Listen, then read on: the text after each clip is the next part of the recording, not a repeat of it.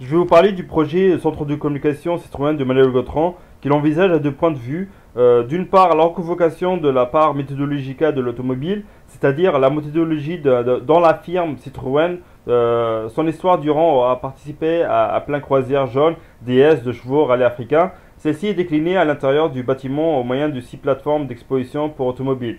Donc montée le long du mât jusque sur la toiture à plus de 20 mètres de haut. Donc c'est une offre très théâtrale d'un parcours visuel que le visiteur peut exercer depuis le sol ou le long de rampes latérales, le menant jusqu'à la partie haute du showroom. D'autre part, je peux rajouter que la déclinaison emblématique en se servant du cycle Citroën, le chevron, que l'architecte va répéter en façade, en toiture et jusqu'à l'aplan du mur arrière du bâtiment au moyen d'une structure en treillis acier vert. Donc cette répétition qui repart de la première façade Citroën, un large vitrage plat en partie basse du bâtiment, puis se déploie vers les hauteurs de la façade et du toit, de plus en plus complexifié à la façon d'un origami.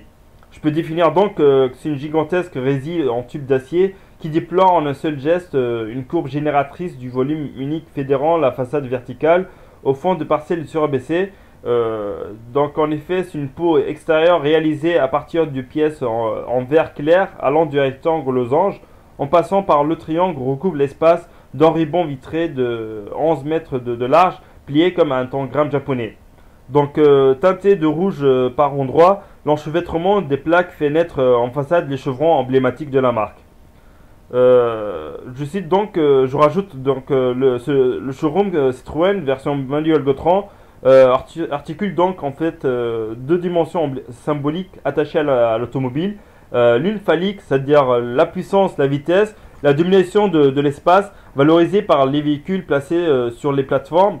L'autre donc matricielle, c'est-à-dire le cocon, le confort, la protection suggérée par la façade débordant sur l'avenue comme gravi de ce qu'elle protège du dehors. Le tout est emballé dans un écrin qui redonne ses lettres de noblesse à la vocation ornementale de l'architecture, qui méprisait les modernes et tire celle-ci du côté de l'art.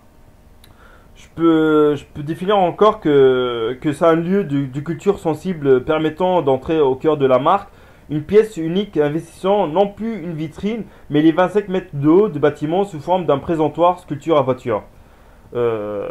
Suite à cette synthèse, je peux rajouter que donc c'est un bâtiment comme une sculpture. Du fait de ces trois dimensions, la plupart des bâtiments construits ne sont que des bâtiments. La bonne architecture pourrait probablement être appelée sculpture ou art ou autre chose. Reste qu'il y a un moment de vérité commun à l'art et à l'architecture.